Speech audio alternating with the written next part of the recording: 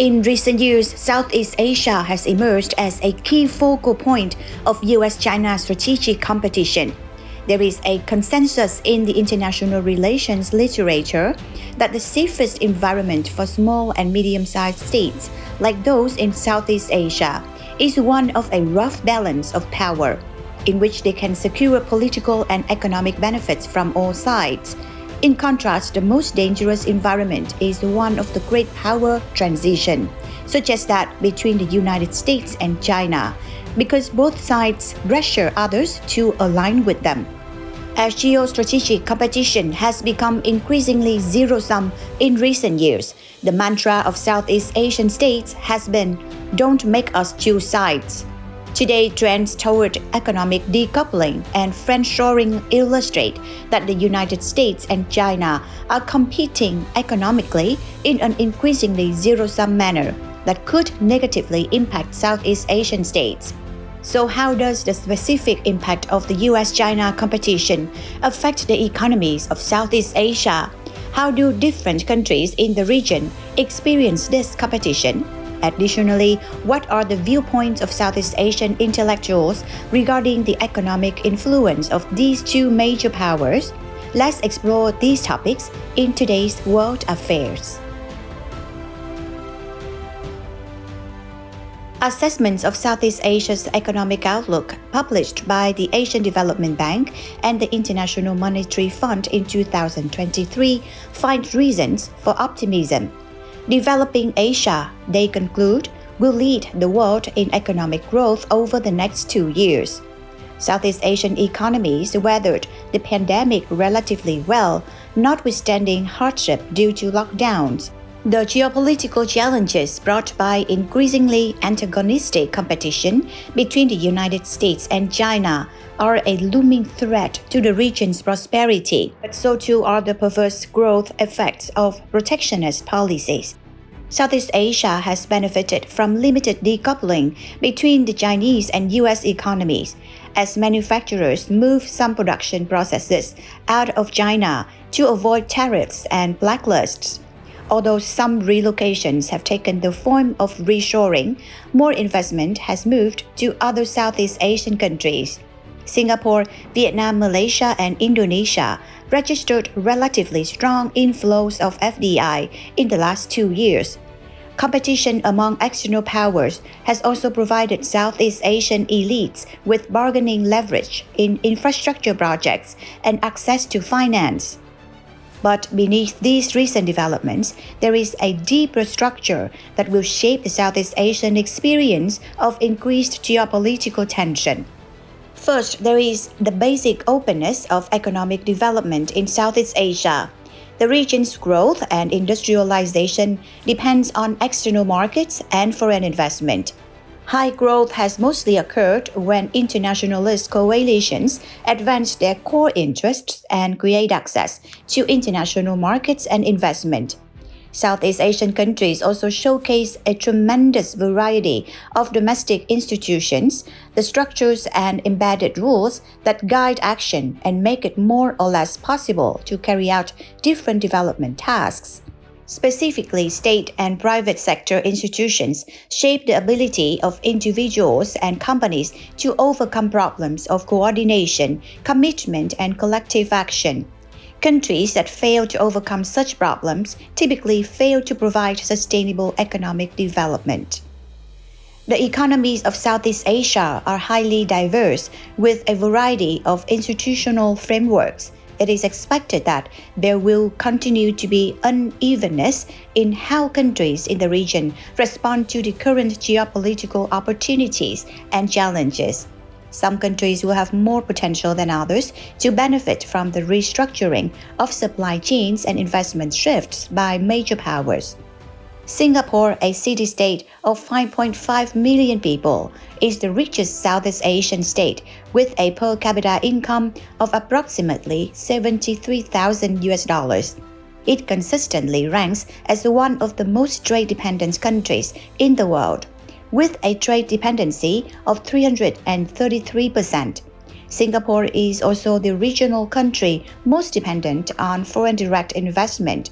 making Singapore extremely vulnerable to the US-China trade war, global economic contractions, and investment slowdowns. At the opposite end of the spectrum, Indonesia is the region's largest country and economy with approximately 275 million people, but a per capita income of only $4,333, or less than 6% of Singapore's per capita income. Extremely rich in natural resources, Indonesia is a major commodity exporter. It has a long history of economic nationalism and a large domestic market, so trade only accounts for 40% of GDP, well below the global average of 52%. FDI accounts for only 1.8% of GDP, making Indonesia much less vulnerable to trade wars and investment slowdowns. Vietnam, Thailand, and Malaysia are all highly integrated into regional supply chains and therefore heavily dependent on trade like Singapore. In contrast, the Philippines has a trade dependency ratio of 64% and is therefore less vulnerable to trade wars.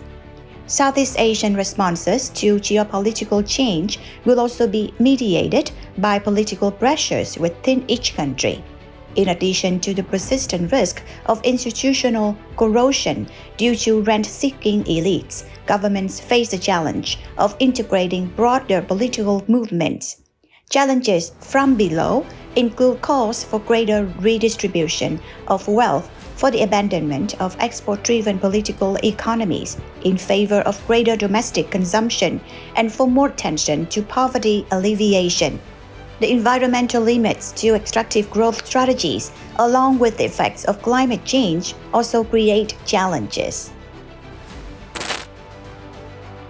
Southeast Asia faces the challenge of weathering the power transition in East Asia. For the past 30 years, the region has prospered through increased integration into a Chinese-centric regional economy, while the United States' security role limited concerns over asymmetric interdependence. But this strategy is not sustainable. The gravitational force of the Chinese economy, along with the political appeal of the Chinese development model, remains significant. In contrast, the U.S. security role is under pressure.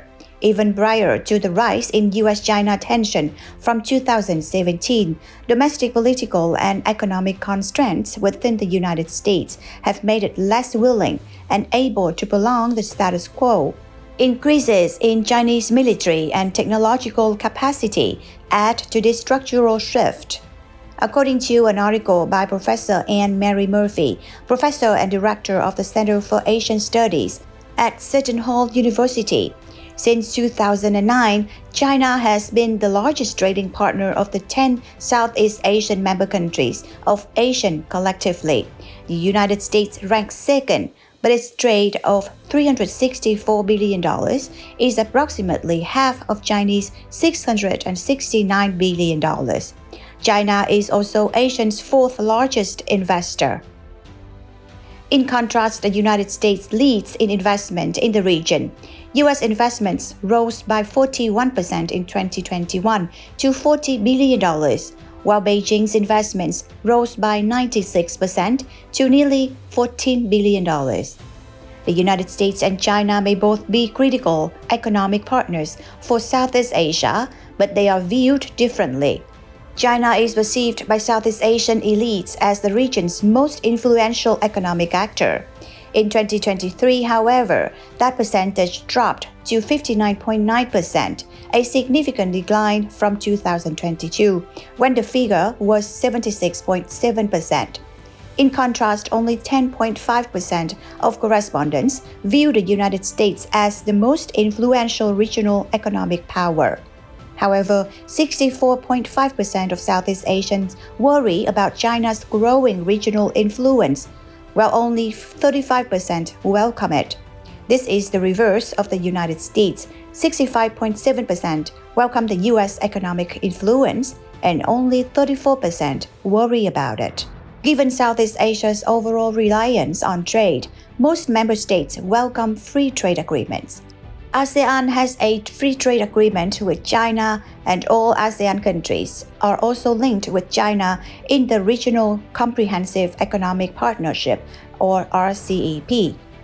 ASEAN members would welcome greater market access arrangements with the United States, and a key critic of U.S. policy toward the region is the absence of such proposals.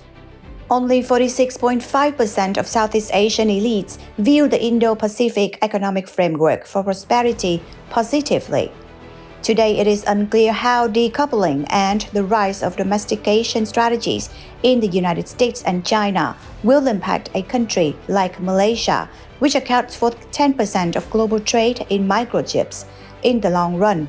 What appears to be clear is that Southeast Asian countries are at risk of morphing from states experiencing the fallout from great power economic competition to becoming objects of it, in contrast to a trade war in which the objectives are primarily economic. Friendshoring is a strategy of great power competition with geostrategic objectives. This is not a welcome phenomenon in Southeast Asia. For the first time, the annual State of Southeast Asia survey in 2023 included fears of Sino-US decoupling among the 8 issues that it asked respondents to rank as the top threats facing the region. Respondents ranked it 5th, below unemployment and economic recession, climate change, increased military tensions, and widening socio-economic gaps, but above domestic political instability, deteriorating human rights conditions, and terrorism. As Singaporean Prime Minister Lee Hsien Loong recently stated, reshoring and friendshoring can shut off avenues for regional growth and cooperation, deepen divisions between countries, and may precipitate the very conflicts that we all hope to avoid. In conclusion, Southeast Asian states have benefited from US-China competition in infrastructure and vaccines, but the challenges facing ASEAN countries from great power economic rivalry are rising. Southeast Asian countries face challenges from the trade war, but they were not objects of competition and most benefited from it. Economically dependent on both the United States and China, Southeast Asian countries do not want to choose between them, but may find themselves pressured to make stark choices in areas like technology. And that's all for our program today. Thanks for watching and see you next time.